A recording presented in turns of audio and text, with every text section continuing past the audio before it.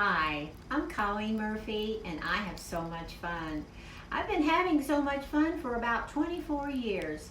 I started out with one sewing machine and now I have enough sewing machines that I can have 5 people in a class.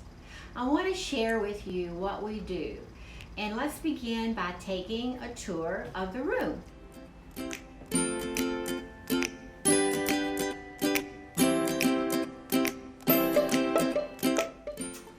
About 5 years ago, my husband made this custom cutting table for me, and it has been a real joy for all my students. It's 4 feet by 8 feet, and it's a little bit higher than your standard cutting table, but it works perfect for whenever someone has a lot of yardage that they need to cut, and actually there's more room for one person to use it.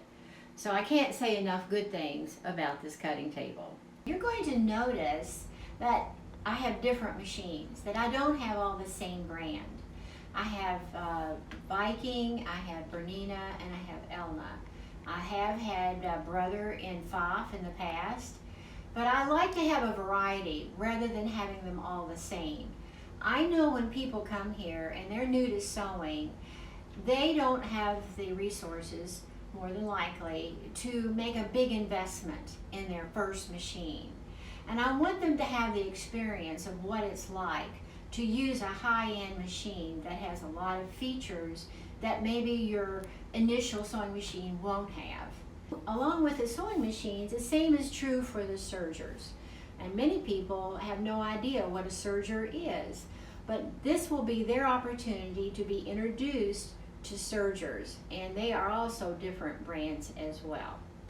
Now, I have a lot of machines, but this one is special because it allows people who may be doing a quilt or window treatments. They just have a lot of yardage, and with having this large cabinet, they can have all their fabric on the same level as the sewing machine. I also bring people back here when they bring a sewing machine that they want to learn how to use.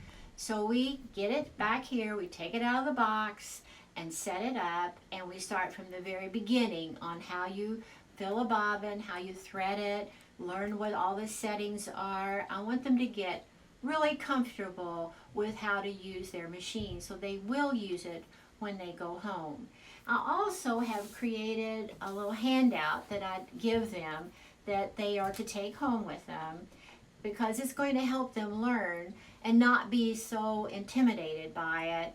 And especially, when it comes to reading the manual, nobody likes to read a manual, but I have a way of working around that so that they do get familiar with it and they will know what to do when they're home by themselves.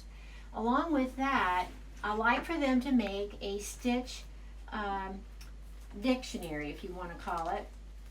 It's a sample book of various stitches, and I explain to them how the more they do as far as making their samples, the better it is, so that at a later time when they're trying to make a decision as to what stitch they should select for their project, they can refer to their dictionary and they'll have some assistance while they're working at home. When anybody starts taking sewing lessons and they're a true beginner, I always recommend making pajama pants first. And then after that, I ask them what their interest is, and they can tell me what they would like to do next. But I really prefer the pajama pants because it's a nice, simple project, and my focus is on the pattern, learning how to read that pattern. It's essential that you understand how a garment is constructed. One of my first students many years ago was a senior in high school, and she informed me that she wanted to go to fashion design school, Parsons in particular. And so we really had to work hard to get her prepared. And there have been others who've become fashion designers. Currently, I know of one who works for Macy's, another one for Vineyard Vines, and then I had another one who was at Abercrombie.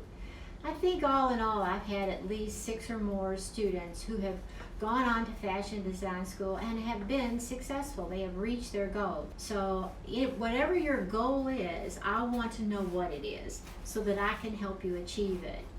Now, what I also want to do is try to make it easier as you progress through your training. And so for the girls in particular, I wanted them to make samples. And this is an example of one of them. I like to show what you do from the very beginning, from step one all the way through to the very end. Rather than just having the end product, we want to see what happens at step one, step two, step three, and then step four. So this is an example of an invisible zipper. It's very simple for someone to see how they begin and how it's going to be when it's finished.